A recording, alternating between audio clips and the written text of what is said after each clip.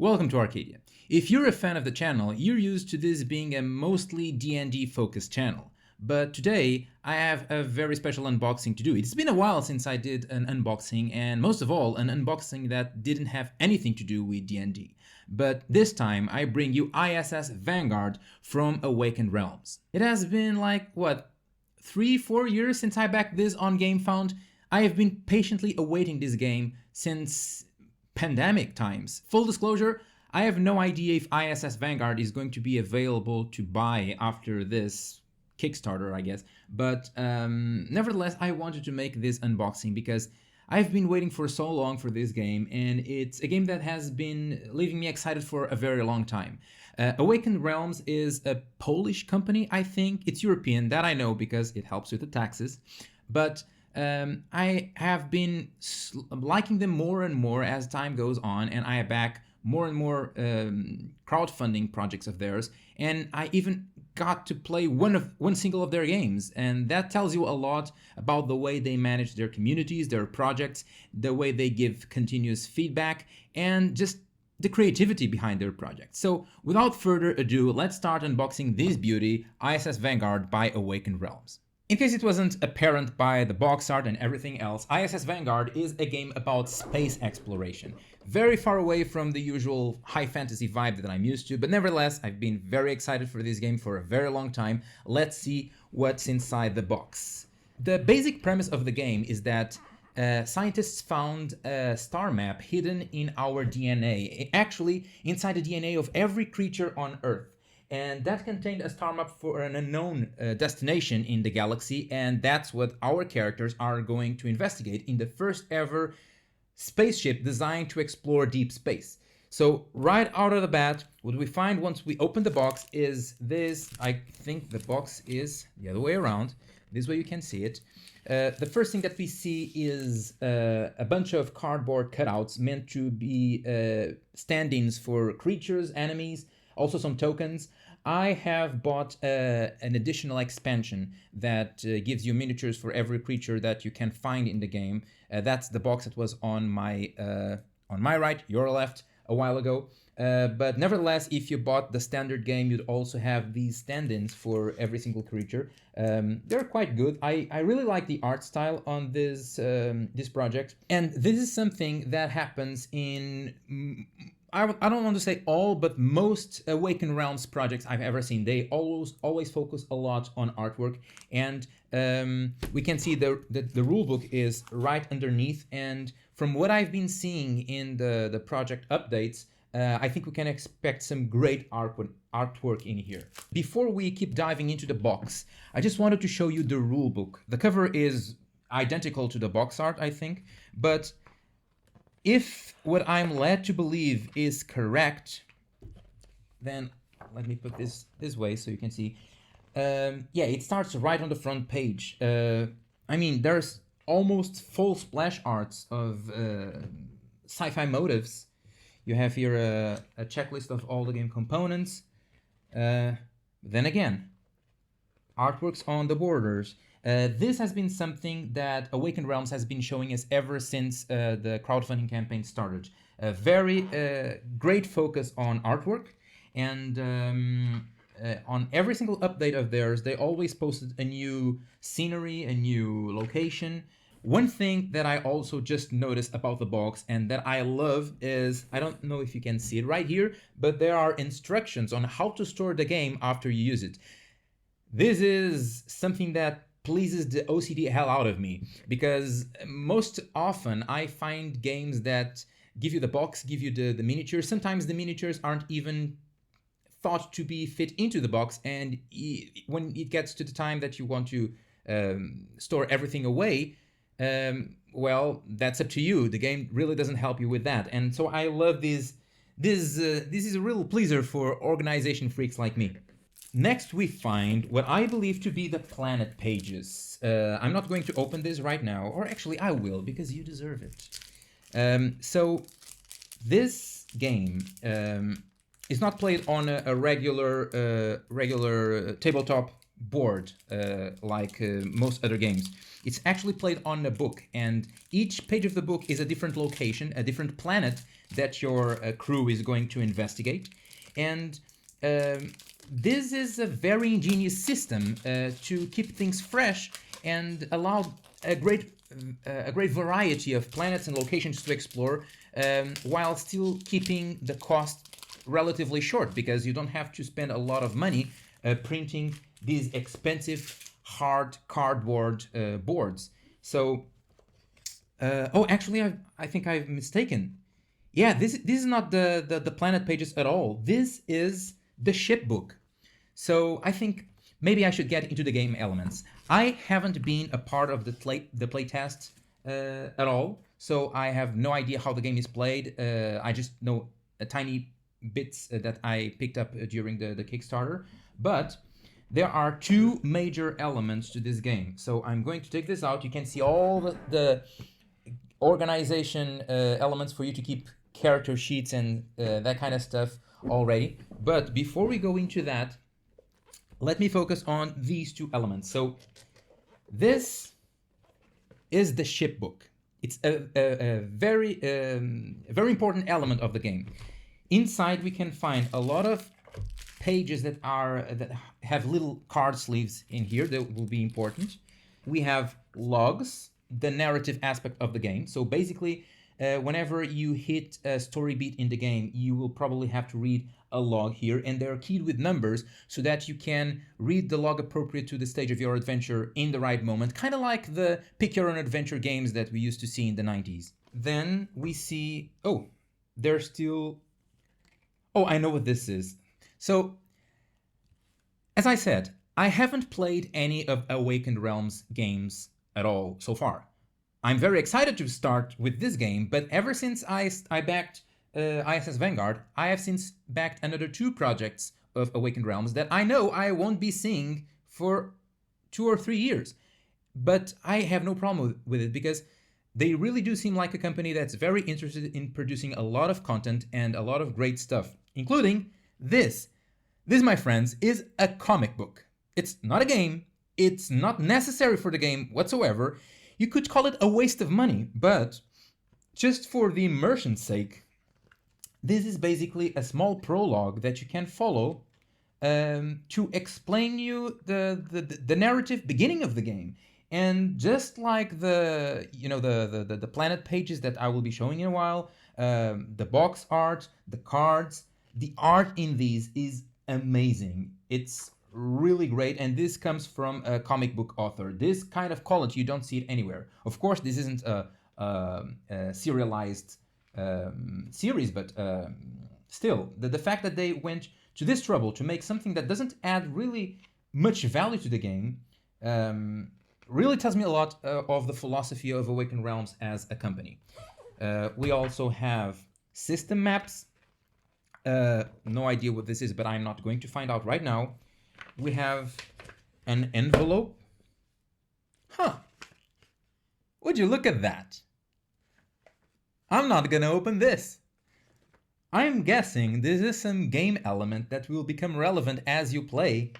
Maybe this is the ending of the game? Secret envelope, do not open until instructed. This is a very cool touch. So I'm not going to touch on any of these because I want to focus on the main aspects of the game. So basically, these are the two main elements of the game as far as I know. The Shipbook and the Planetopedia.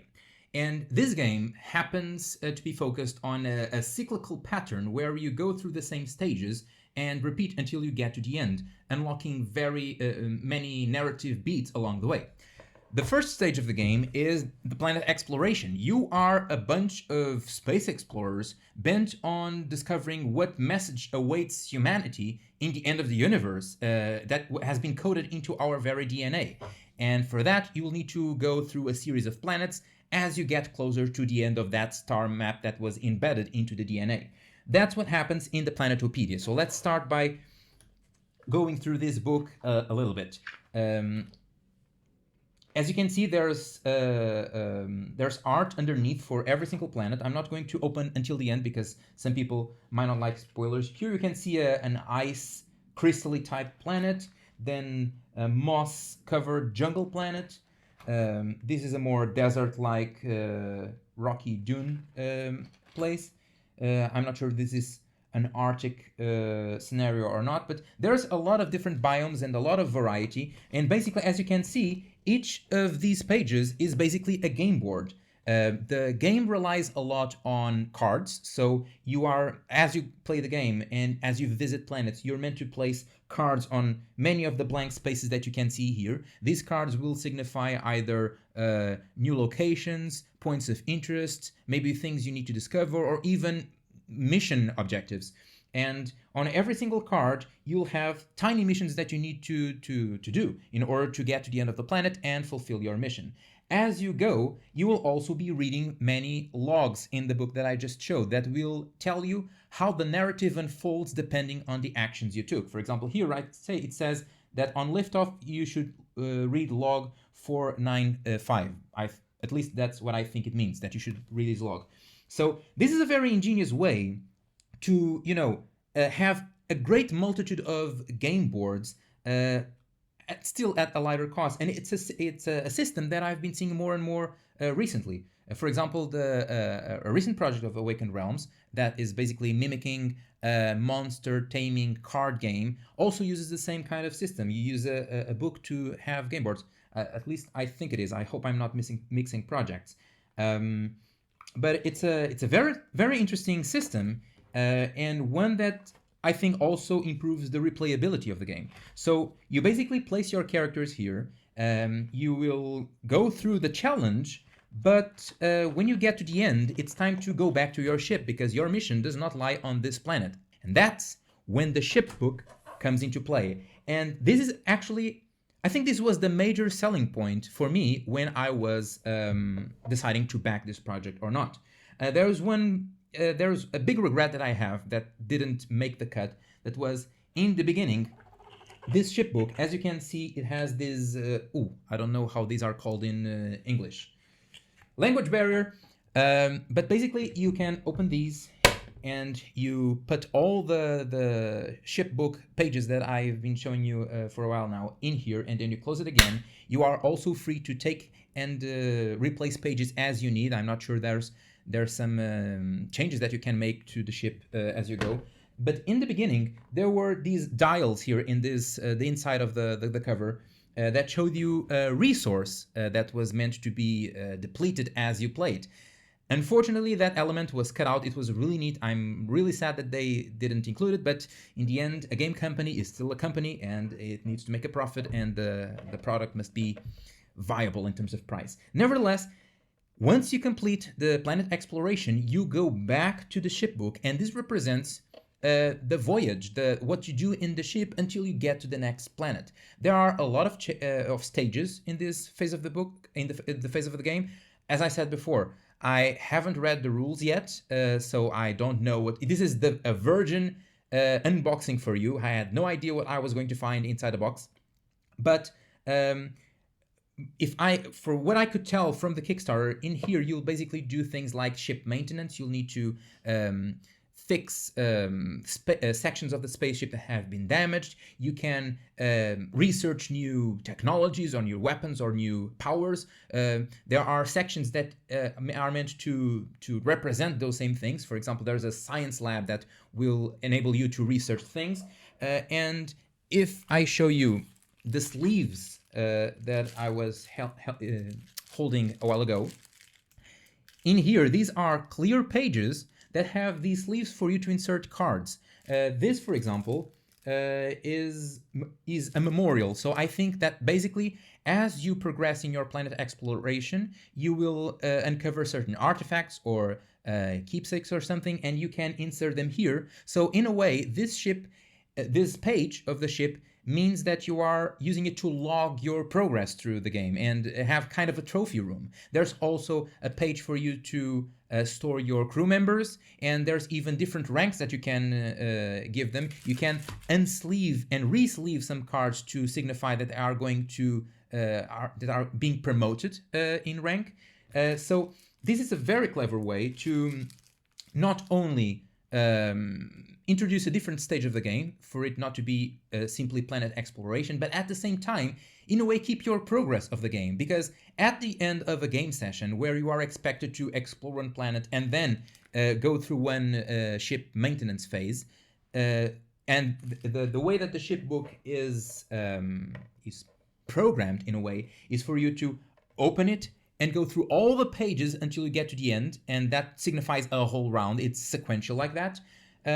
After that, you can just store everything back in the Shipbook, put the Shipbook into your box, and you know exactly where you left off in the next session because everything is stored in the Shipbook like this. Anyway, let's keep unboxing. There's not much left to uncover.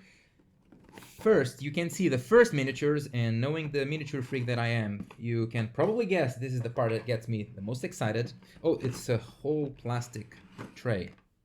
So let me hold this to you so you can see it more properly. So I don't know if these have any kind of storage purpose during the game, but you have several boards for you to place your characters. This will be what the players will be using during the game. You can see little slots here to store dice that are going to be like your resources. This is a discard pile for used cards. This I'm assuming it will be a placeholder for a card that you insert here to signify who is the leader of this faction. Basically, these four boards represent the four factions inside the four sections. This would be a more appropriate term. The four sections inside the ship. So basically, I can read it to you right now. There's security, which is blue. There's science, which is purple. Recon, which is this pinkish red, and engineering. These represent the four main areas which will be controlled by the four players. If there are four players. If not, one player will have to control more than one area. So you don't really control characters. I think that when you go to explore a planet, you may choose one character from your section to use it to explore the planet. But other than that, you are kind of like a commander in the ship, not one of the foot soldiers that goes into things. And you can see that there are many miniatures here. These are the only ones that are included in the box. And they represent many section members, I guess, that you can use to play with in the Planetopedia game board. Just judging from what I'm seeing right now, and this is the first time I've been watching these miniatures, these are definitely large. These will probably be 3 centimeters in diameter, which means that you won't be able to use them in other games like D&D, where you have a 2.5 centimeter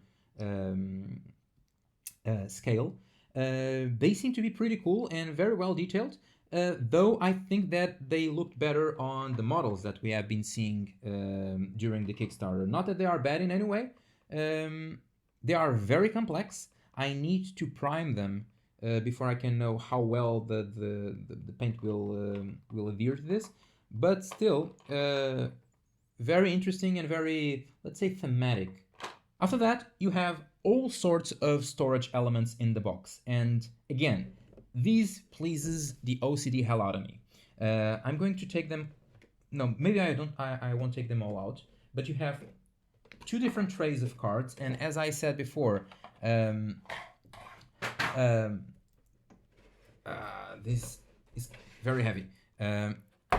Cards are a big element of the game. It's basically how you use powers, how you keep investigating and uncovering new parts of the planets.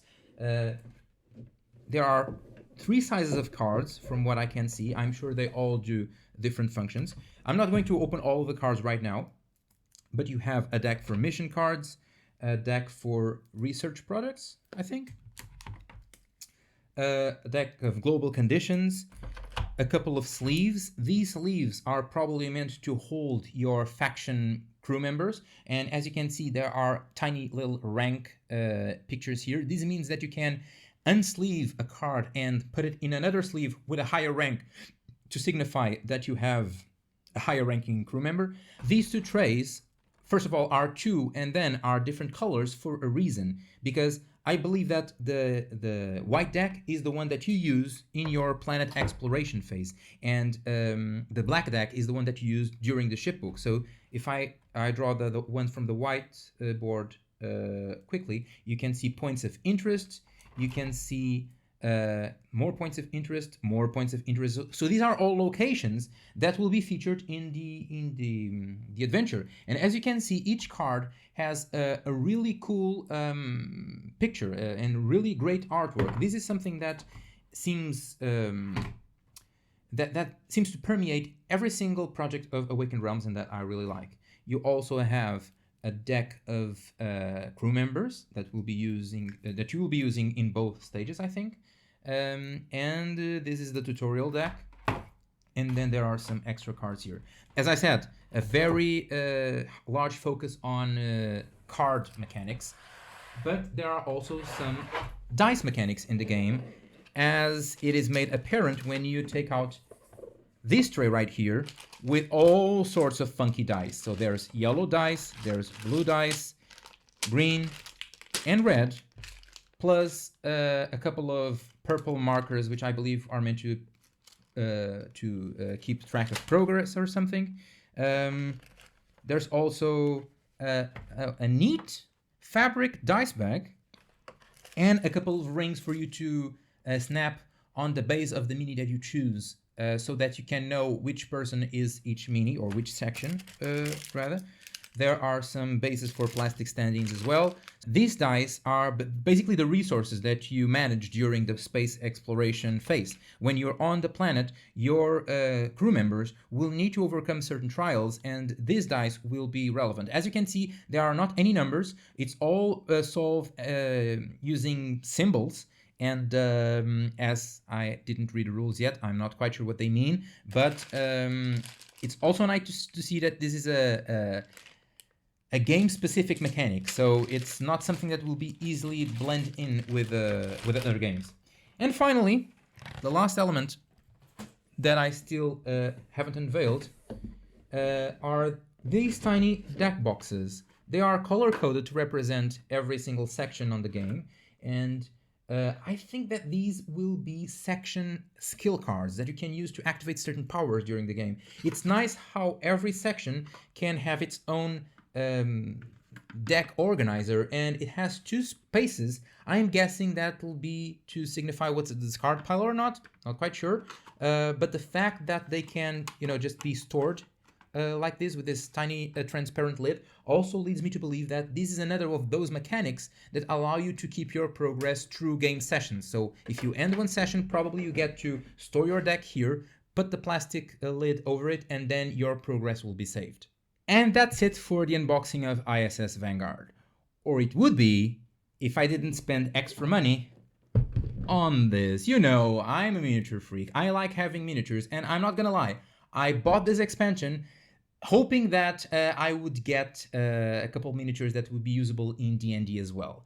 Now that I saw the base on the protagonist miniatures, I'm not so sure anymore, but still, some of them might have cool concepts. Unfortunately, so this is the Close Encounters expansion, or how do you call it? An add-on, I guess. That was it was completely optional to the ISS Vanguard. It's not needed to play the game, but if you're like me and you like miniatures, then this is for you. Probably not gonna paint these because I still have a lot of miniatures on my to paint list. Remember the Fantasy Series 1 miniature collection from Blacklist Games? Well, that was like one of the first videos on this channel, and I still haven't completed all the miniatures. Actually, I think I may not have even painted like 20% of them. Anyway, so you start with this cover to show you what are all the miniatures in this box, and also in which position they will be in. This is very cool because more often than not, I misplace all the miniatures once I open the trays. So, if I recall correctly, there were two types of miniatures. Obviously, there are monster miniatures like this. This is the biggest miniature that there was in the game. It's about maybe 8 or 10 centimeters in height. I'm guessing that the base will have like 4 centimeters in diameter. It has these very cool plasma shield things in transparent plastic, while all the rest is your regular gray plastic. It's the biggest one here. All the other ones are smaller, so this would be the largest.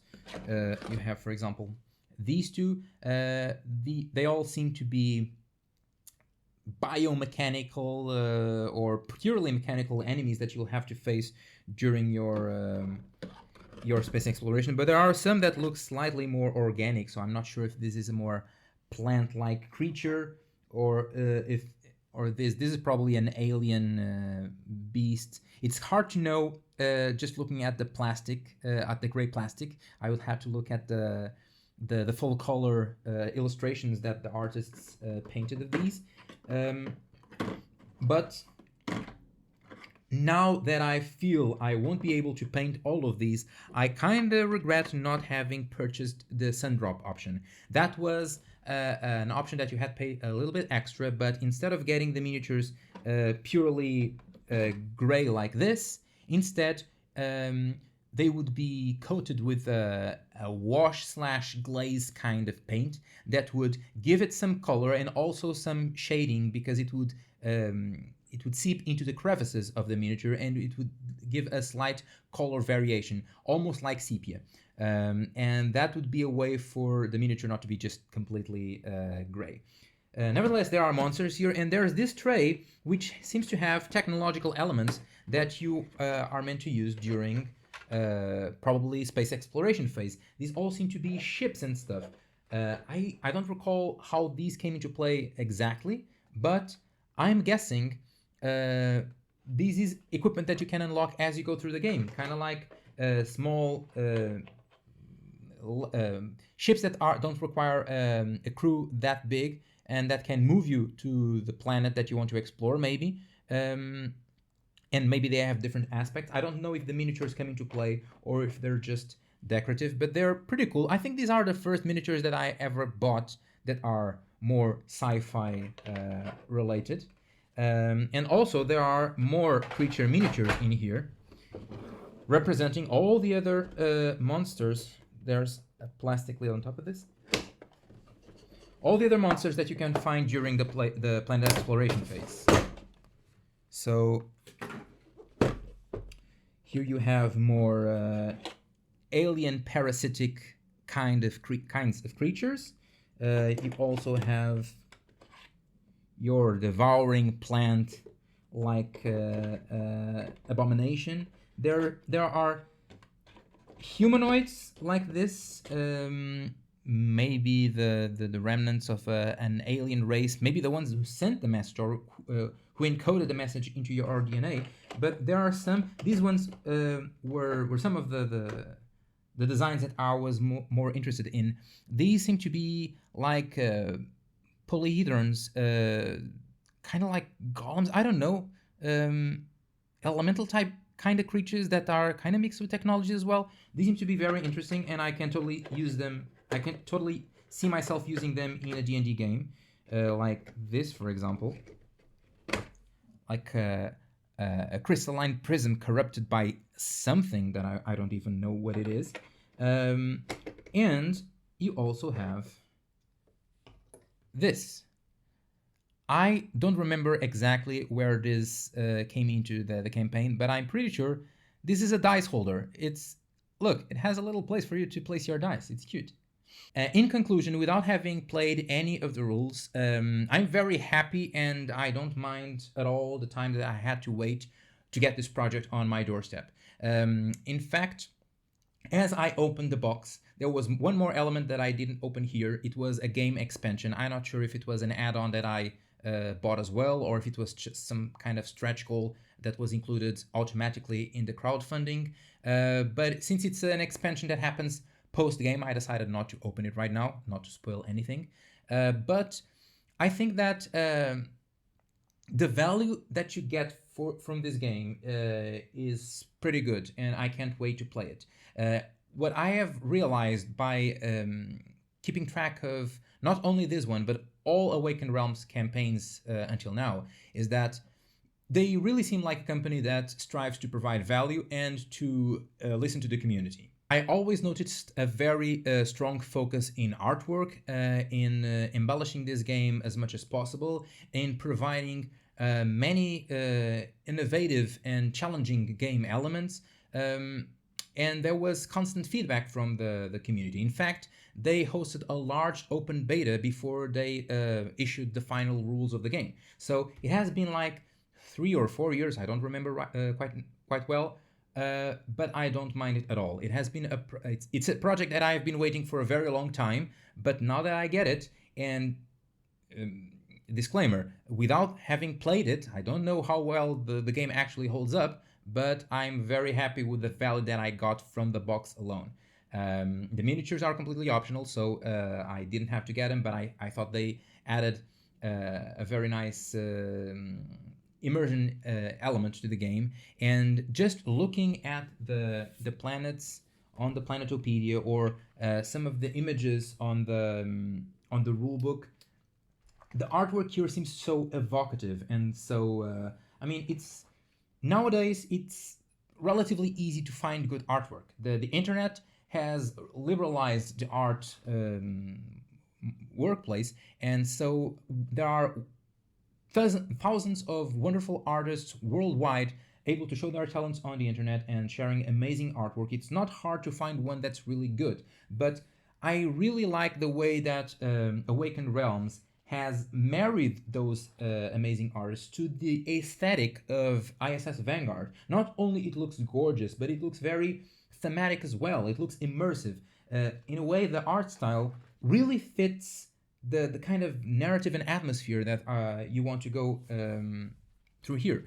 And though I haven't spent a lot of time going through that, this game does have, let me see the number of pages here. The game has, it doesn't have a page number. Oh, it is. 110 pages of logs for you to read. So this is a narrative game. It's not only a purely mechanical board game. You also are meant to go through a story and to go through a journey in a way. I still don't know how any of this plays out, but the story itself, humans going to the edge of the universe to trying to find what means the star map that was encoded into their DNA, seems very promising. The game elements and the exploration mechanics seems really interesting, and it's been a while since I envisioned I had a game like this at my table. I think the last one was boardgame. So this one with a completely different thematic, very sci-fi, very space exploration, just pleasing the right spots in the Star Wars fans inside me.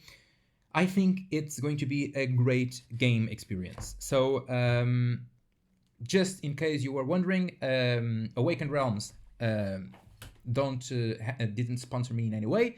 They don't know I exist, but I think that this was such a cool project that I wanted to share it with you guys and show the live reaction of my unboxing and my honest thoughts on everything that I kept uncovering as I opened and rummaged through the box. I hope that you liked it, and I don't know if this game is going to be available for purchase in game stores or through Awakened Realms, but if it is, and if you want to know more about the game, how my game went, you can send me a message, you can write me down in the comments down below in the Underdark, and I'll do my best to answer everyone.